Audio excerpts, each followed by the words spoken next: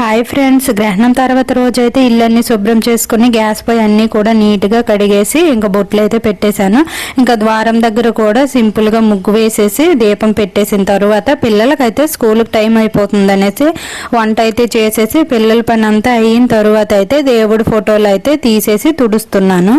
ముందుగా అయితే దేవుడి గుడి అయితే శుభ్రం చేసుకున్నాను. ఇవి మంచిగా ఆరితే బొట్లు పెట్టినప్పుడు నీట్గా వస్తాయి అనేసి ఆ తర్వాత అయితే ఇగోండి దేవుడి ఫోటోలు అయితే ఒక సైడ్కి అయితే తీసేసి అయితే పెట్టేశాను. ఇప్పుడు ఇవన్నీ కూడా నీట్గా అయితే తుడిచేసి ఇంకా బొట్లు అయితే పెట్టుకోవాలి. మనకి ఇంకా పూజ సామాన్లు విగ్రహాలు అన్నీ కూడా ఇవన్నీ అయ్యేసరికి అయితే ఒక పూటే పట్టేస్తుంది. ముందుగా అయితే తడిగుడ్డతో అయితే తుడిచేస్తున్న తర్వాత పొడిగుడ్డతో తుడుచుకుందాం అనేసి మనకి చిన్న కచ్చిపులు అయితే దొరుకుతాయి కదా, అవే దాంతో అయితే నేను తుడుచుకుంటున్నా. తడి దీంతో ఒకటి పొడి దీంతో ఒకటి చక్కగా నీట్గా బొట్లు పెట్టినప్పుడు అయితే ఆరిన తర్వాత వస్తాయని పొడి క్లాత్తో కూడా తుడుచుకుంటున్నాను అనమాట.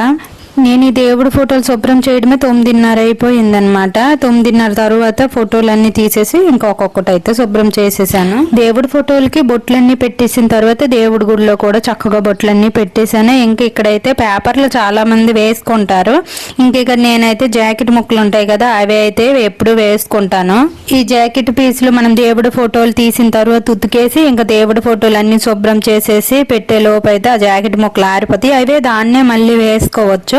ఇంకా అన్నీ కూడా బొట్లన్నీ పెట్టేశాను నీట్గా. ఇంక పెట్టేసి ఇగోండి దేవుడి గుడిలో అయితే చక్కగా పేర్ చేసి ఇంకా దీపాన్ని అయితే పెట్టుకున్నాను.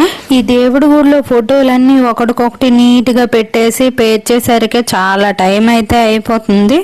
లాస్ట్కి అయితే ఇగోండి నా పూజ కూడా అయిపోయింది. చక్కగా దీపాన్ని అన్నీ పెట్టేశాను. నిండుగా ఉన్నాయి కదా బొట్లు అయితే ఒక్కొక్క ఫోటోకి ఒక్కొక్క బొట్టే పెట్టుకుంటారు కొంతమంది. నాకైతే ఇలా నింపుగా బొట్లు పెట్టుకోవడం చాలా ఇష్టం అన్నమాట. ఈ వీడియో నచ్చితే ఒక లైక్ ఇచ్చేయండి, అలాగే సబ్స్క్రైబ్ చేసుకోండి. Thank you for watching.